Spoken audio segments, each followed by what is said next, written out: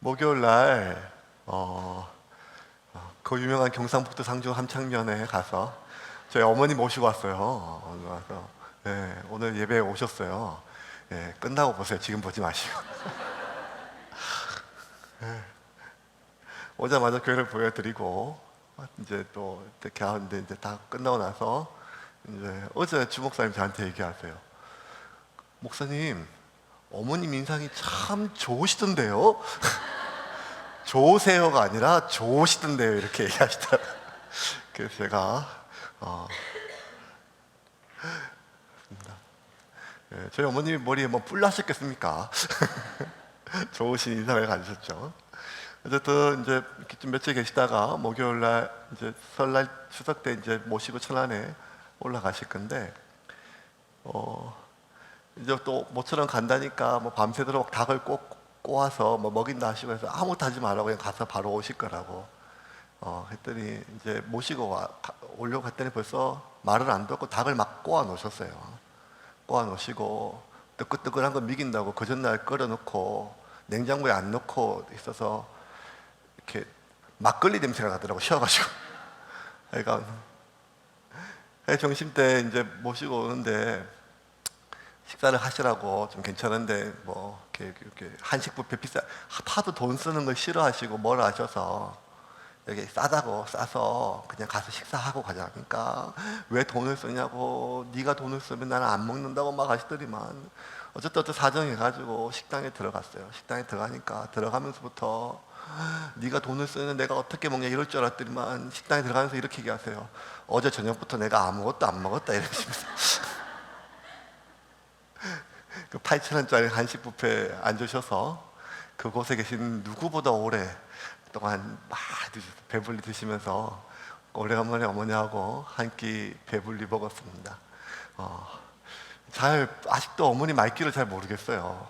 뭐하러 돈을 쓰냐 이 말은 돈을 쓰면 안 되겠니 이런 말 같기도 하고 배가 하나도 안 고프다 이 말은 어제 저녁부터 내가 아무것도 못 먹었다 이런 말씀인지 그러니까 어머니 아들로 태어나서 50년 안 됐지만 50년 가까이 살아오면서도 아직 어머니 말뜻이 뭔지 잘 모르겠어요.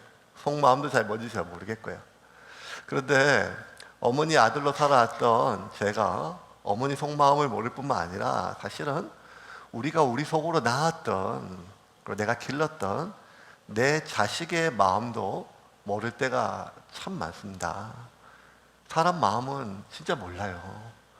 열길 물속 알아도 사람 물속은 모른다는 말은 저는 이게 진짜 신기하게 느껴져요. 왜냐하면 열길 물속, 사람의 키가 10길이면 그 2m, 20m 되거든요. 20m 넘는 물속을요 어떤 낚시꾼도 몰라요. 그런데 그것을 뚫어볼 수 있는 좋은 눈을 가졌다는 말이에요. 그렇게 좋은 눈을 가지고 있어도 한길 사람 속을 모른다는 말은 우리가 인생을 살면서 딱 보면 견적이 나오는 사람들이 있거든요. 이거 얼마짜리야? 저 사람 어떤 사람이야?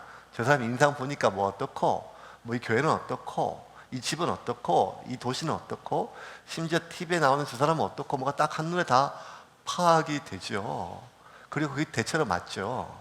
우리는 그런 좋은 눈을 특별히 그렇게 잘 파악을 되는 좋은 그런 경험과 촉이 좋은 사람들이 있어요. 그런데 그렇게 좋은 눈을 가지고 있다 할지라도 한길 사람 속을 모른다는 것은 내가 낳았던 내 자식, 한평생 살을 쏟고 살았던 내 배우자의 속을 모를 정도가 아니라 어떨 때는요 내가 나를 모를 때가 있거든요.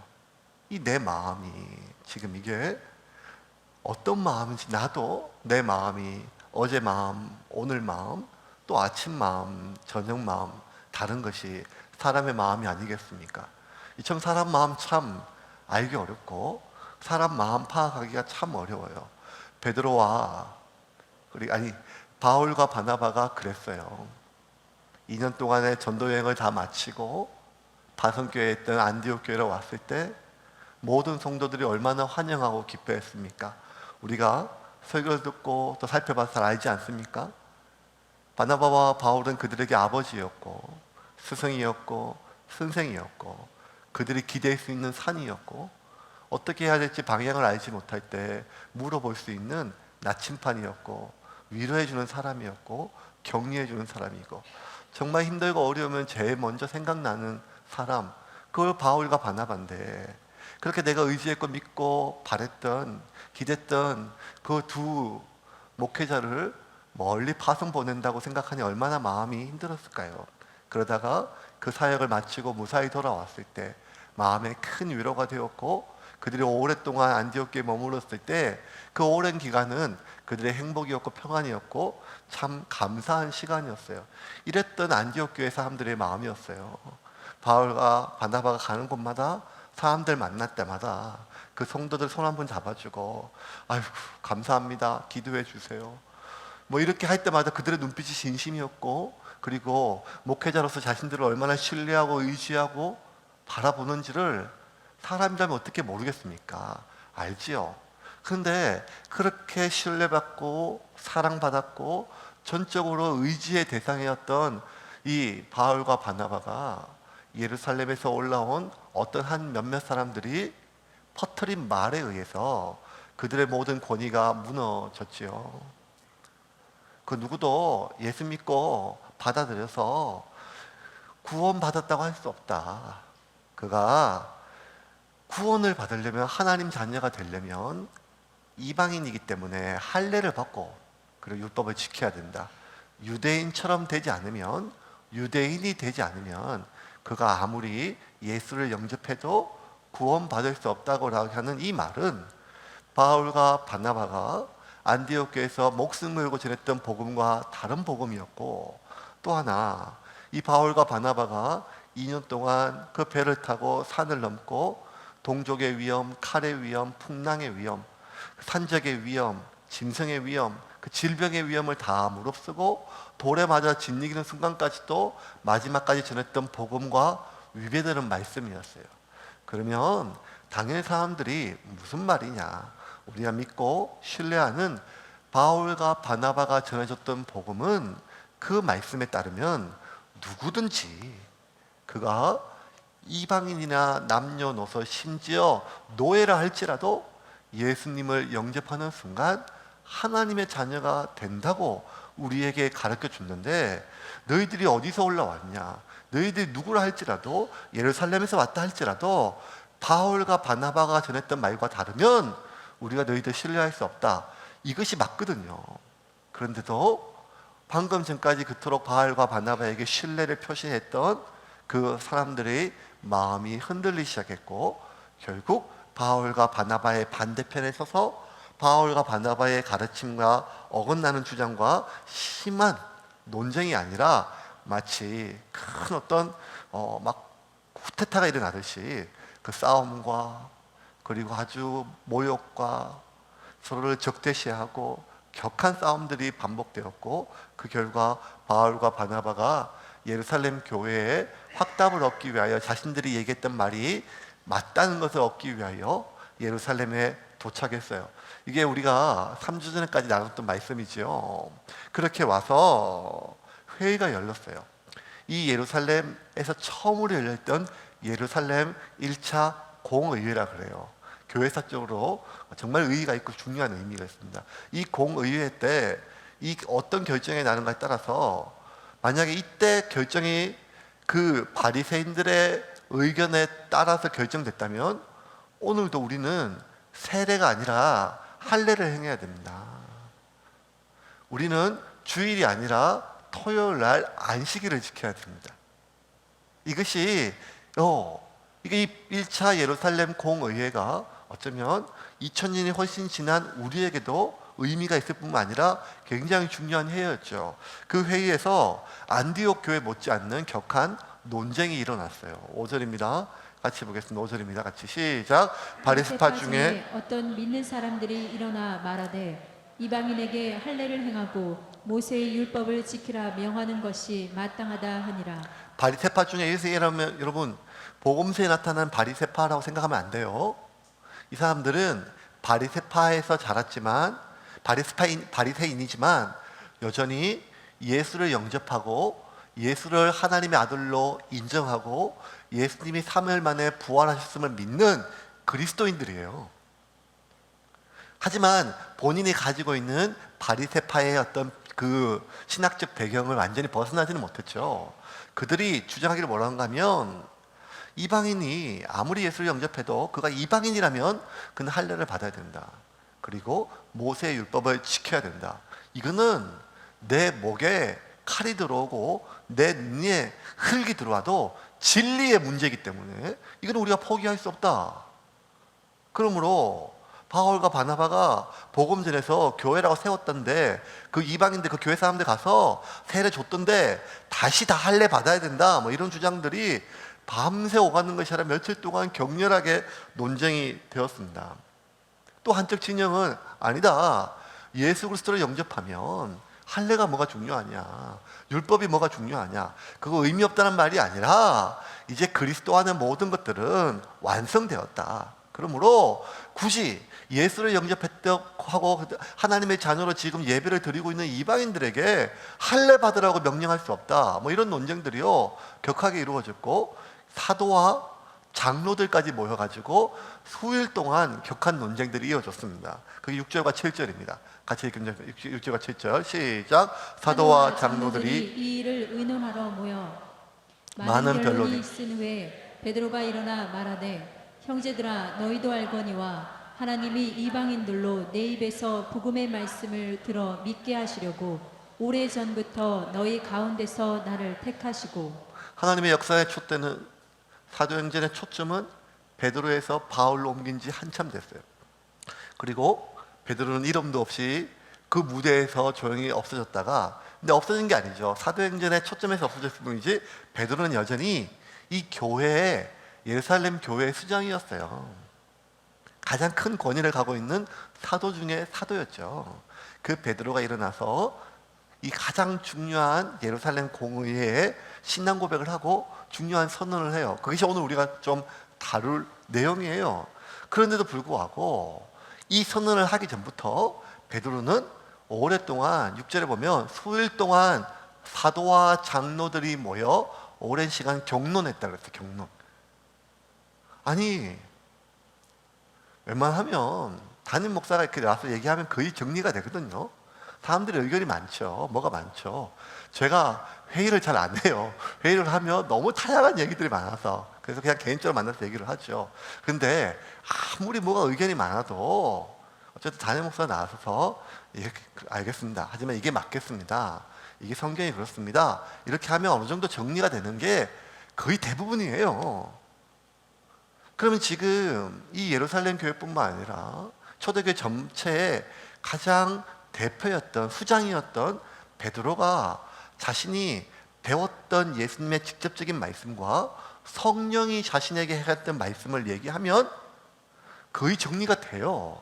그런데 그렇게 베드로가 이야기하고 사도들이 이야기했음에도 불구하고 장로들까지 거들었었어요. 그리고 여러분 여기 장로들이 뭐 지금 얘기하는 우리 일단 장로계 장로라기보다 그 리더들이었죠. 그 리더들 중에 우리가 사도행전 초반기에 봤지만 초창기에 집사들을 세울 때 유대인들의 그때 토박이 유대인들보다 헬라 이방에서 넘어온 사람들이 대부분 집사가 되었어요. 그러면 사도뿐만 아니라 그 교회 예루살렘 교회의 리더들은 이방인들이 꽤 많았다는 거예요. 그렇다면 이 논쟁에서 바리새파 사람들이 아무리 주장해도 교회 리더십께서는 아니다. 굳이 그렇게까지 할례를 행하라고 할 필요가 없다 하는 말이 우세했을 거예요. 그럼에도 불구하고 이 논쟁이 계속 며칠 동안 끝나지 않고 이어졌다는 말은 뭔가 하면 이 바리새에서 개종했던 사람들이 목숨 걸고 끝까지 포기할 수 없었다는 거예요. 왜냐하면 신앙의 절개니까요. 내가 지옥 가는 한이 있더라도 그건 포기할 수 없다는 거예요. 왜 그랬을까요? 왜냐하면 이 모세의 율법을 지키고 하나님을 떠나지 말라고 했던 말은 사실은 우리가 지난주 살펴본 것처럼 다윗이 마지막 죽기 전에 솔로몬에게 했던 유언과 비슷한 말씀이에요. 한번 볼까요? 왕상 2장 3절 지난주에 봤던 말씀이죠. 같이 읽겠습니다. 시작. 내 하나님 여호와의 명령을 지켜 그 길로 행하여 그 율법과 계명과 율례와 증거를 모세의 율법에 기록된 대로 지키라. 그리하면 내가 무엇을 하든지 어디로 가든지 형통할지라. 자, 이거 바리새파뿐만 아니라 상당수의 그 예루살렘 교회 리더십도 이 말씀에 대해서 포기할 수가 없었던 거예요. 왜냐하면 지금까지 우리가 배웠던 것, 그래, 하나님을 떠나면 인간이 어디까지 타락할 수 있으며 하나님을 떠나면 인간이 어디까지 비참해질 수 있는지를 자신의 삶을 통해서 누구보다 뼈저리게 겪었던 다윗이 마지막 호흡이 끝나기 전에 아들 솔로몬에게 준 유언, 마음을 다하고 뜻을 다하고 목숨을 다하여 너 이 말씀을 떠나지 마라. 이 말씀을 떠나지 말라는 말은 하나님을 떠나지 말라는 그 말씀이지요. 그리고 히브리인들은 하나님은 눈에 보이는 정도가 아니라 그 하나님의 이름조차, 감히 거룩하신 분의 이름조차 부를 수 없기 때문에 하나님을 만지고 하나님을 보고 하나님을 느낀다, 이런 개념조차 상상할 수 없고, 그들이 하나님을 떠나지 않는다는 말은 하나님의 말씀, 하나님의 율법, 모세의 율법을 떠나지 않는 말씀과 동일한 말씀이에요. 그러므로 이 유대인들이 모세의 율법을 지켜야 된다고 하는 말은 무엇인가 하면, 우리는 결단코 성부 하나님을 떠날 수 없다는 말이에요. 그런 말이에요. 그 율법을 떠날 수 없다는 말이에요. 그러니 이게 쉬운 문제는 아니었다는 거죠. 그리고 그들의 주장 역시 저거 이렇게 율법주의자, 바리새인 뭐 이렇게 우리가 폄훼하기에도 간단한 문제가 아니었다는 거예요. 신앙의 절개로 충분히 서로가 맞붙어서 결론을 쉽게 내렸을 수 없을 만큼의 문제가 당시에는 맞다는 겁니다. 이건 다윗만 그런 것이 아니라 이 모세 율법, 모세 역시도 늘 마음을 다하고 성품을 다하고 목숨을 다하여 주 너희 하나님을 사랑하고 이와 같이 내 이웃을 내 몸과 사랑하면서 그 하나님을 사랑하는 것이 하나님의 율법을 떠나지 않는다는 것이었습니다. 이 계속적으로 얘기해요. 그런데 이렇게 율법을 떠나지 말라고 했던 모세의 말이나 다윗의 말의 가장 중요한 핵심은 무엇인가 하면 한 가지예요. 우리는 죄인이라는 거예요.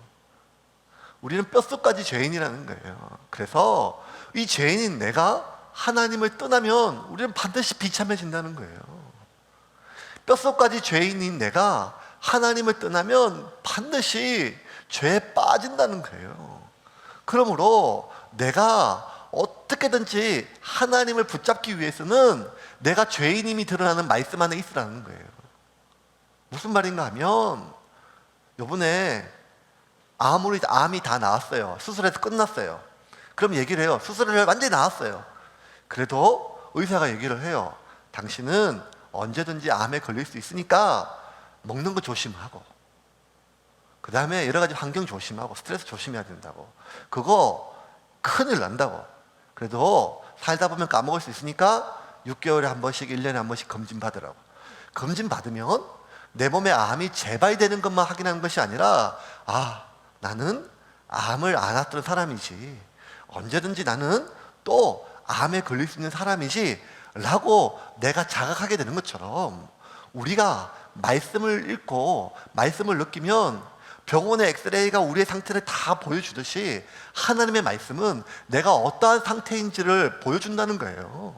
우리의 마음속에 하나님의 말씀은 살았고 운동력이 있어 좌우의 나이스는 어떤 검보다도 예리하여 혼과 영과 골수까지 찔러 쪼갠다는 말씀이에요. 금방 뭔가 하면 나는 아이 뭐 어때, 이 정도는 사람들 다 그러는데 뭐 다 이 정도인데 어때? 라고 할 수 있지만, 하나님의 말씀이 우리 안에 들어오면 그게 안 된다는 거예요. 하나님의 말씀이 성령을 우리 안에 역사하면 혼과 골수와 뼈와 우리의 영혼까지 찔러 쪼개서 그 마음의 의도까지 죄악된 것을 드러내시는 하나님의 말씀 앞에는 우리가 꼼짝 못한다는 거예요. 그러므로 말씀 안에 있으라, 이 말은 말씀 안에 있을 때 우리의 연약함이 드러나고, 우리의 연약함이 드러나면 우리는 본능적으로 하나님을 붙잡을 수밖에 없다는 거예요. 이것이 모세나 구약이나, 구약은 율법을 의지하고 신약은 율법 버리고 이런 것이 아니라, 한결같이 하나님 말씀을 붙들라는 말씀은 우리가 하나님 말씀을 통하여 내가 어떠한 상태인지를 깨닫고 하나님을 꼭 붙잡아라, 하나님 안에 거하라 라고 하는 말이에요. 그 정도로 우리는 뼛속까지 죄인이고 우리는 심판받아 마땅한데 하나님이 값없이 우리를 불렀다는 거예요. 무조건적으로 우리를 선택했다는 거예요. 우리가 의롭고 가능성 때문이 아니라 내가 이렇게 불러주면 잘 살겠지 했던 가능성이 아니라 우리는 알 수 없지만 하나님이 전적인 은혜로 우리를 선택하셔서 우리를 자녀 삼아 주셨다는 거예요. 그게 너무 감사하기 때문에 그 감사에 대한 표시가 뭐였는가 하면 할례였어요. 그리고 그 은혜 안에 거하기 위한 몸부림이 내가 감사하고 하나님께 은혜를 깨닫고 그 감사하고 살기 위하여 우리가 하는 것이 말씀을 안에 거하는 거였어요. 그런데 어느 순간부터 이스라엘 백성들 안에 뭐가 있는가 하면 그 나를 구원하시고 나를 선택해 주시고 나를 하나님 백성 삼아 주시고 하나님 자녀 삼아 주신 감사의 표시였던 할례가 이제는 내가 할례를 행했기 때문에 하나님 자녀로서 자격이 있다고 하는 자부심으로 바뀌었어요. 할례와 말씀은 나 같은 죄인을 구원하신 그 하나님, 그 은혜에 대한 감사였는데 어느 순간 조금씩 내가 할례 받았으니까, 내가 말씀 지켰으니까, 내가 주일날 교회 오니까, 나는 세례 받았으니까, 나는 11조 내니까, 나는 헌금도 하니까 이러면 나는 천국 가야지. 내가 할 도리를 다 했는데 하는 이런 자부심으로 이스라엘 백성들 마음속에 수천 년 동안 아주 조금씩 하지만 아주 깊이 그들의 마음속에 그 자부심의 뿌리가 그 영혼의 DNA 속에 각인되었어요. 그 자부심을 성경은 뭐라고 하는가 하면 자기의라고 얘기하는 거예요. 그 자기의가 수천 년 동안 이 히브리인들의 영혼의 DNA 속에 어디까지 뿌리 박혔는지, 얼마나 깊이 박혔는지, 얼마나 마지막까지 뻗었는지 우리가 짐작할 수 있는 것은 하나님의 아들인 예수님이 십자가에 죽으셨음에도 불구하고 그게 뿌리가 뽑히지가 않아요. 예수의 피가 하나님의 아들의 피인데도 그럼에도 불구하고 우리는 여전히 모세의 율법을 지키고 할례를 받아야 된다고 생각할 만큼 이 자기의의 뿌리는 정말 그 무엇도 뽑아낼 수 없을 만큼 이 히브리인들의 영혼 속에 각인되었다는 거예요. 여러분, 죄는 율법을 지킴으로 뿌리 뽑힐 수 있는 것이 아니라 내가 하나님의 은혜로 값없이 구원받았음을 깨달았을 때 해결될 수 있음을 믿으시길 바랍니다. 이거는 복음이에요. 이거는 복음의 시작이자 마지막이라는 거예요.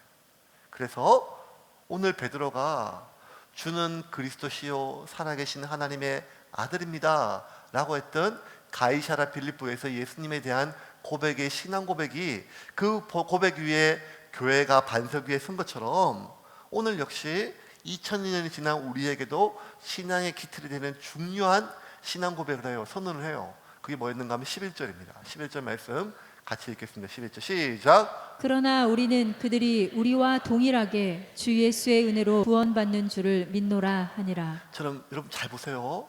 그러나 우리는 그들이 우리와 동일하게 주 예수의 은혜로 구원받는 줄을 믿노라.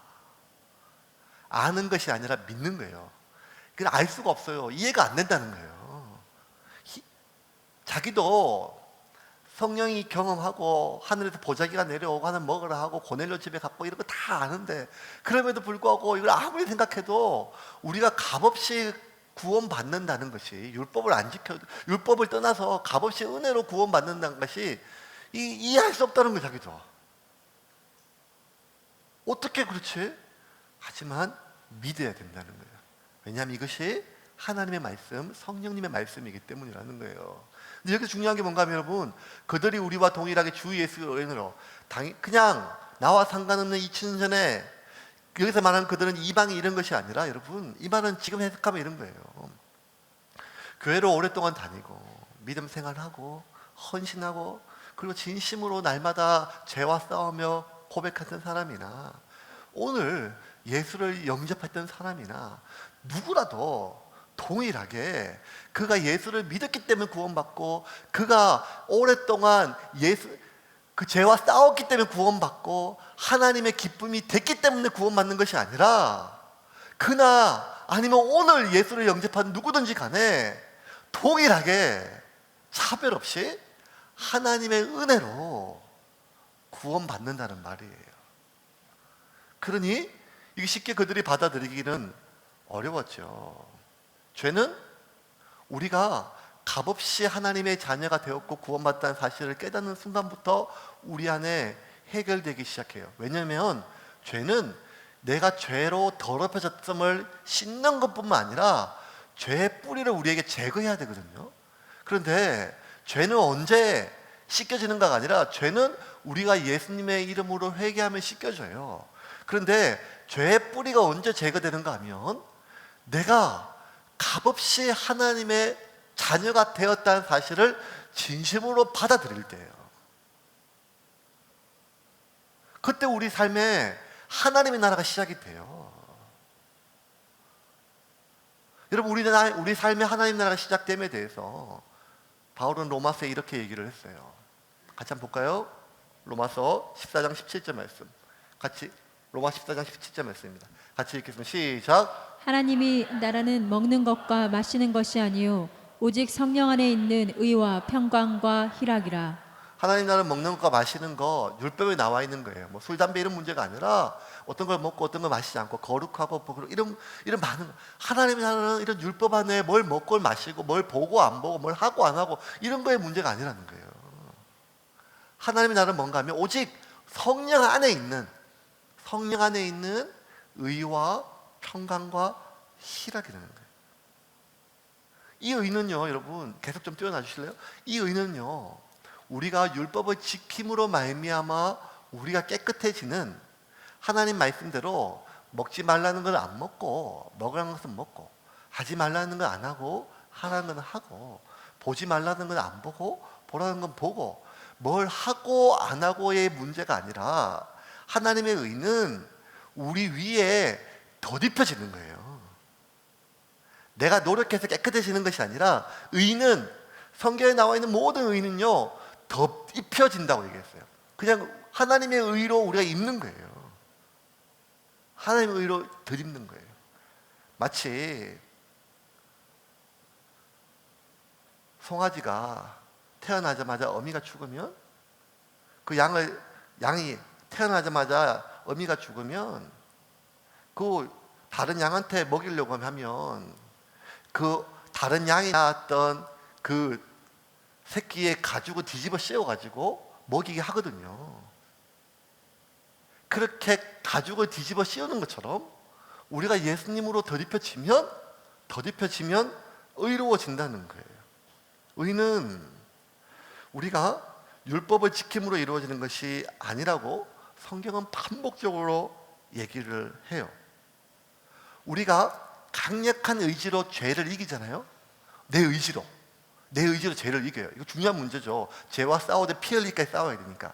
그런데 우리가 강력한 의지로 결단하고 죄를 이기면, 그 죄가 우리 안에 오염시키지 않는, 그런 죄에 물들진 않지만 우리 안에 더 심각한 문제가 생겨요. 그게 뭔가 하면, 내가 내 의지로 죄를 이겼다고 하는 자부심이에요. 요즘엔 없어졌는데요, 제가 초등학교 때만 해도 체변 봉투라는 게 있어요. 체변 봉투. 죄송합니다. 설교 때마다 자꾸 지지반 얘기를 해가지고. 체변 봉투 왜 나온지 우리가 알잖아요. 하도 가난하고 힘들고 어려운 시기에 못 먹어서 각 가정에서 아이들의 영양 상태를 책임져 줄 수 못하니까 나라에서 막 그런 거 했었잖아요. 저는 안 했지만 우리 아버님 세대 학교에서 뭐 미군도 옥수수 가루 맨날 저 많이 들었어요. 그걸 뭐 우유 먹었다 하고 뭐 해 먹었다고 하고, 저도 어릴 때 뭐 학교에서 뭐 하고 했어요. 근데 아무리 나라에서 원조를 받아가지고 우유 먹이고 옥수수 가루 먹여도, 아무리 먹여도 아이들의 발육 상태가 안 좋았다는 거예요. 나중에 보니까 나라에서 그 없는 돈 빌려가지고 먹인 양보다 더 많은 양을 아이들 뱃속에 있는 회충에서 다 빼앗아 간다는 거예요. 그러니 이거 먹이는 거 소용이 없으니까 차라리 그 먹이는 돈 조금 아껴가지고 검사해서 회충약을 주자. 뭐 이렇게 시작이 됐다 하더라고요. 이걸 보면요, 약하니까, 배고프니까, 영양 상태가 부족하니까 막이 먹여야겠죠. 근데 막이 많이 먹이는 것보다 더 중요한 것은 얘가 못 먹어서 못 크는 게 아니라 먹는 족족 그 영양분을 빼앗아가는 기생충이 있다는 거예요. 하나님은 사랑이시다. 하나님은 너를 사랑하신다. 하나님이 너를 낳았다. 하나님이 내 이름을 이름에 손바닥에 새겼다. 값없이 나를 선택했다. 아들마저 우리를 주셨다. 이렇게 많이 아무리 설명을 해도 그 하나님의 사랑을 우리에게 부어줘요. 근데 우리가 그 하나님의 사랑을 못 먹어서 안 자라는 것이 아니라 그 하나님의 말씀과 사랑의 그 양분을 빼앗아가는 우리의 영적 기생충이 있다는 거예요. 그게 뭔가 하면 자기의라는 거예요. 그래서 정말 지루할 정도로 바울은 로마서에서도 그렇고 모든 서신서에서 우리가 율법을 지켜서 의로워지는 게 아니라고 막 얘기를 해요. 왜냐하면 아무리 그리스도의 사랑, 예수님이 나를 위하여 십자가에 죽으셨고 값없이 주셨다. 우리가 죄인 되었을 때 예수께서 우리를 위하여 죽으심으로 우리에 대한 하나님의 사랑을 확증하셨다면 아무리 전해도 하나님의 자녀됨을 누리지 못하는 큰 이유는 예수님의 보혈의 능력이 약해서가 아니라 우리 안에 기생충처럼 이 자기의의 뿌리가 그 모든 말씀과 영양분을 다 뺏어 먹는다는 거예요. 이삭과 이스마엘이 그랬어요. 이스마엘도 아브라함 자식이고 이삭도 아브라함 자식이죠.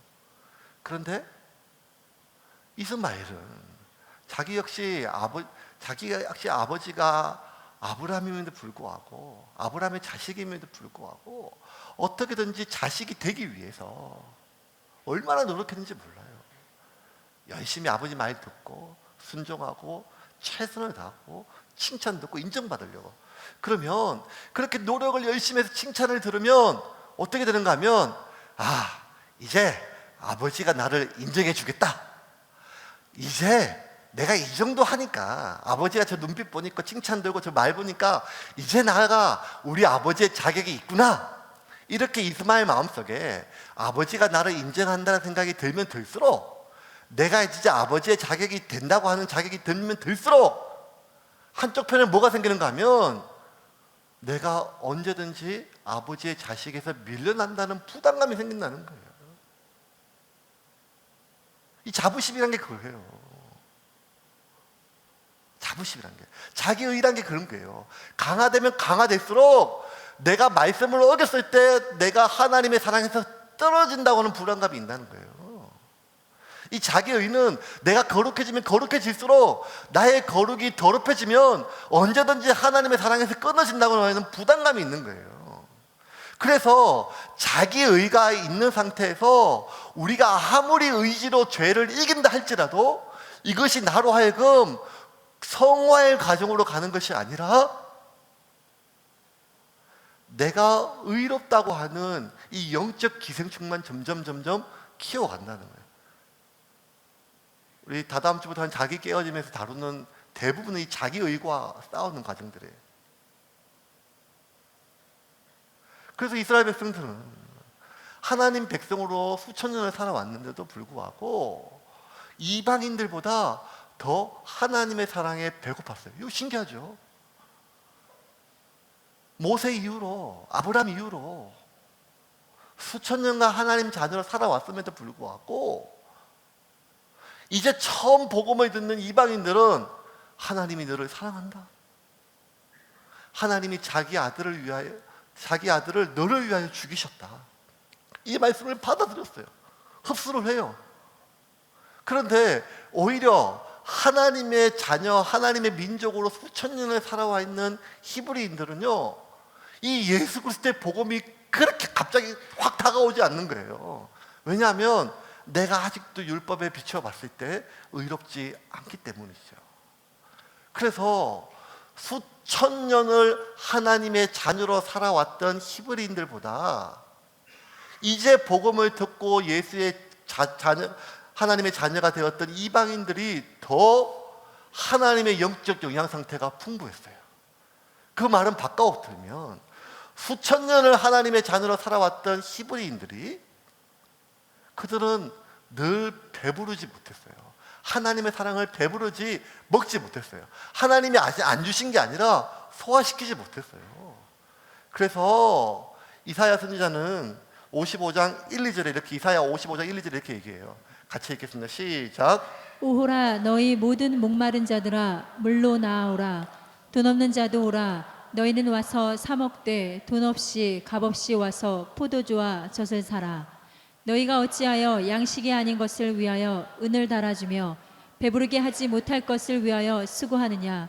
내게 듣고 들을지어다. 그리하면 너희가 좋은 것을 먹을 것이며 너희 자신들이 기름진 것으로 즐거움을 얻으리라. 1절부터 제가 다시 찬찬히 읽어볼게요. 오라 너희 모든 목마른 자도 물로 나와오라. 돈 없는 자도 오라. 너희는 와서 사 먹되 돈 없이 값 없이 포도주와 젖을 사라는 거예요.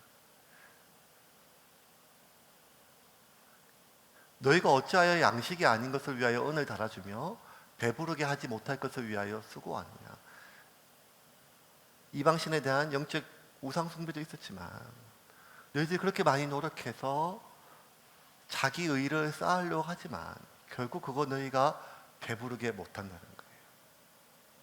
성경은 죄에 대해서 잘못한 것을, 먹지 말아야 될 것을, 나쁜 것을, 그것이 간음이든 그것이 욕심이든 미움이든 먹지 말아야 될 것을 먹은 것에 집중하는 것이 아니라 너희가 마땅히 먹어야 될 것을 먹지 못함에 대해서 이야기를 해요. 왜냐하면 인간이 지었던 모든 죄의 욕구는 하나님의 백성이 마땅히 먹어야 될 것을 먹지 못했을 때 생긴다는 거예요. 욕구란 말은 결핍이잖아요. 결핍. 근데 우리 안에 왜 자꾸 죄의 욕구가 생길까요? 우리 안에 죄의 욕구가 생기는 것은 그것이 보암직스럽고 먹음직스러워서가 아니라 마땅히 먹어야 될 것을 먹지 못해서 그래요. 어제 결혼식 갔다 왔거든요. 해운대 좋은 데 갔다 왔어요. 진짜 많이 먹었어요. 엄청 많이 먹었어요. 좋은 게 많더라고요. 엄청 많이 먹었어요. 배가 터지겠어요. 근데 또 옆에 있는 테이블에 있는 교회 청년들이요, 딴 걸 가져와요. 목사님, 오늘 아니면 이거 못 먹습니다. 근데 진짜 맛있어 보이는데, 진짜 맛있어 보이더라고요. 달고 맛있고 이런 거 맛있어 보이더라고요. 그렇게 맛있어 보이는데요, 보암직스럽고 먹음직스러운 게 아니라 진짜 맛있어 죽을 것 같게 맛있어 보여요. 그렇게 맛있어 보여도 내 배가 부르니까 이제는 어떻게 된가 하면 죽어도 못 먹겠다는 거예요. 보암직스럽고 먹음직스러워서 그 죄의 욕구가 너무 강력하여 우리가 죄에 넘어지는 것이 아니라, 여러분 기억하십시오. 하나님의 백성이 마땅히 먹어야 될 것을 먹지 못하면 먹지 말아야 될 것을 먹게 됩니다. 하나님의 백성이 마땅히 마셔야 될 것을 마시지 못하면 마시지 말아야 될 것에 마음이 가게 되지요. 그러므로 하나님 백성의 가장 큰 죄는 먹지 말아야 될 것을 먹고 마시지 말아야 될 것을 마신 것이 아니라 마땅히 먹어야 될 것을 먹지 아니하였고 마땅히 마셔야 될 것을 마시지 않음이 히브리인들의, 이 유대인들의 가장 큰 죄임을 성경은 이야기하고 있습니다.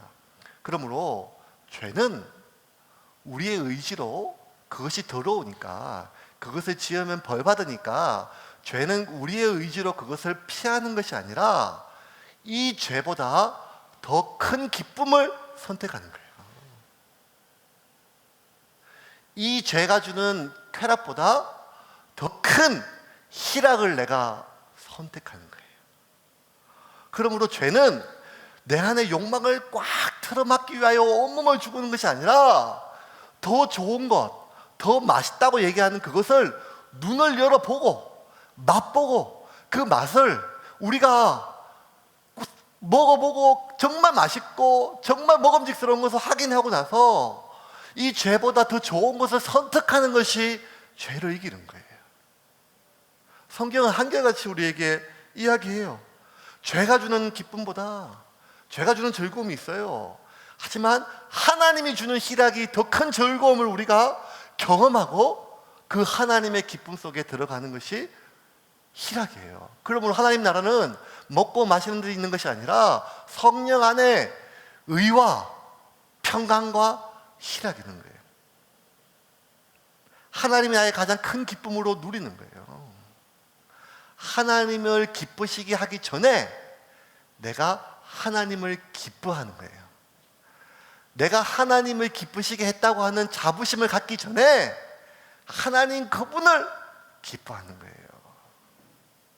하나님이 주신 것을 기뻐하기 전에 하나님 그분을 기뻐하는 것이 희락이에요. 근데 이게 어떻게 가능할까요? 목사가 되어도 쉽지 않은데요. 교회를 20년, 30년 듣고 다 아는 말인데도 왜 내 삶 가운데는 말씀보다, 예배보다, 기도보다, 하나님보다 다른 것이 더 우리에게 땡기고 다가올까요? 아니 반대로 우리는 제약된 욕구가 아직도 내 사람의 욕구가 바뀌지 않았는데 어떻게 우리는 하나님이 주시는 것보다 하나님을 더 기뻐하며 우리가 어떻게 하나님 안에서 기쁨을 누릴 수 있을까요? 그래서 로마서 14장 17절에 바울은 아까 얘기한 것처럼 하나님의 나라는 먹고 마시는 데 있는 것이 아니라 성령 안에서 의와 평강과 희락입니다. 이것은 성령 안에 이루어짐을 믿으시기를 바랍니다. 우리의 의지로 되는 게 아니에요. 죄는 우리의 의지로 이길 수 있는 게 아니에요. 성령 그분이 내 안에 들어왔을 때 죄를 밀쳐낼 수 있는 의지가 생기는 것이 아니라 하나님을 기뻐할 수 있는 욕구가 생김을 믿으시기를 바랍니다. 그래서 이전 것은 지났으니 보라 새 것이 되었도다. 하나님의 자녀가 됐음을 값없이 하나님의 은혜로 하나님의 자녀가 되었음을 진심으로 받아들이고 성령 안의 기쁨을 누린 사람은 우리 안에 영적인 변화가 일어나고 그 영적인 변화의 첫 번째는 우리 안에 욕구가 바뀌는 거예요. 자기의가 아니라. 말씀을 좀 정리하겠습니다. 저는 요즘 선전 되게 재밌게 보는 게 뭔가 하면 선전 중에 되게 볼 때마다 빵빵 터지는 게 이제 정관장에 나와 있는 요새는 뭐 다시 여자, 다시 남자 뭐 이렇게 하는 약이 있어요. 이게 뭐냐면 하면 그 선전 도입부가 너무 재밌어요. 이렇게 뭐 한 남자와 한 여자가 부부의 연을 맺고 이렇게 뭐 포도나무 아래에서 복숭아 나무 아래 도원결의를 얘기하는 거죠. 서로 결의를 하였다. 뭔가 하면 의리로 살기로. 그래서 예. 그렇게 20년, 30년 지나면 이제 남자로서 매력, 여자로서 매력, 남자로서 욕구, 여자로서 욕구가 다 떨어지는데 그러면 결국 이렇게 뭐 관우, 장비, 뭐 유비 이런 사람들처럼 서로 의리로 살아간다. 그래서 그렇게 해서 의리로 살지 말고 다시 이 약 먹고 이렇게 여성 호르몬 먹고 남성 호르몬 먹어서 그 약 이름이 다시 남자, 다시 여자예요. 거의 천재들이 만드는 것 같아요. 천재들이. 이 말은 이 광고를 보는 대부분의 10년 넘은 너희 부부는 사랑으로 살지 않고 지금 의리로 사는 거 내가 다 안다는 거예요. 너희들 의리로 사는 거 다 알아. 서로 형제의 의리로. 그러니까 의리로 살지 말고 이 약 먹고 다시 남자가 되고 다시 여자가 되어서 살아라. 그렇게 얘기를 해요. 어제 이제 결혼식 주례하면서 결혼 서약을 하잖아요. 형제는 자매를 하나님 주시는 여자로 함고 기쁠 때나 슬플 때나 가난할 때나 병들 때나 부유할 때나 연약할 때나 사랑하고 아끼고 섬기고 부부의 대의와 정제를 지킬 것을 서약하십니까? 이 말은 기쁠 때나 슬플 때나 이 말이 아니라 이 아내가 이 남편이 나를 기쁘게 할 때나 나를 슬프게 할 때라도 내가 건강할 때 슬프게 할 때 약할 때가 아니라 이 남편 때문에 내가 병이 들지라도 이 아내로 인하여 내가 고통스러울지라도 이 아내를 하나님이 주신 내 아내로 남편으로 받고 사랑하고 섬기며 부부의 대의와 정절을 지킬 것을 서약하느냐. 쉬운 서약이 아니죠. 한평생 살다 보면 옆에 있는 사람이 제일 원망이 돼요. 기쁘기는커녕 부유하기는커녕 행복하기는커녕 내 슬픔의 이유이고 내 고통의 이유이며 내 아픔의 원인인 경우가 많으니까요. 그러면 우리는 마지막 인생을 정리하는 순간 이 사람이 나를 슬프게 했고 이 사람이 나를 고통스럽게 했고 이 사람 때문에 내가 가난하게 했지만 그럼에도 불구하고 내가 다른 이성의 눈을 돌리지 않고 나는 아내로서 나는 남편으로서 다른 사람과 바람피지 않고 부부의 대의와 정절을 다 지켰다. 돈 벌 거 벌고 밥 해줄 거 다 해줬다 라고 하는 자부심만으로 이 결혼 생활을 인생을 끝내기에는 하나님이 만드신 결혼이 아니라는 거예요.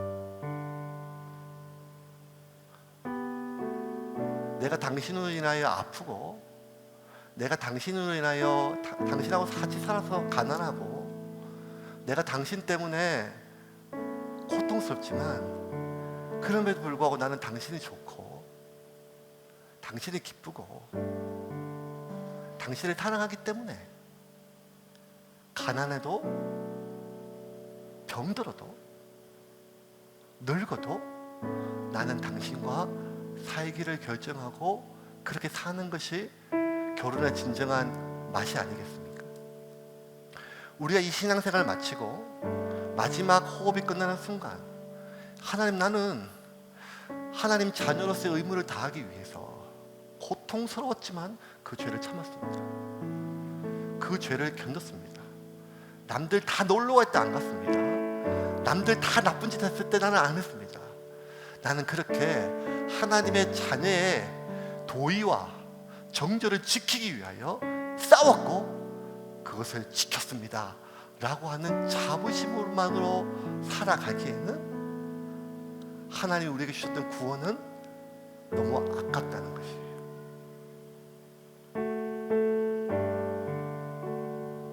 하나님은 사랑입니다.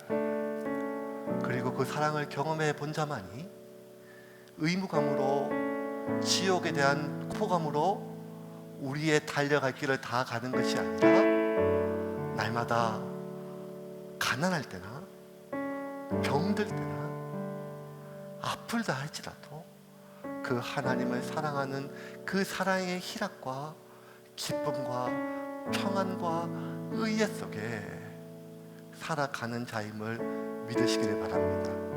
그 하나님을 맛보지 않고 그 하나님을 먹지 않고 그 하나님을 마시지 않는 사람은 종교인이지 배불리 하나님 안에 구원의 풍성함을 누리는 신앙이 아니라고 베드로는 우리에게 이야기하고 있습니다.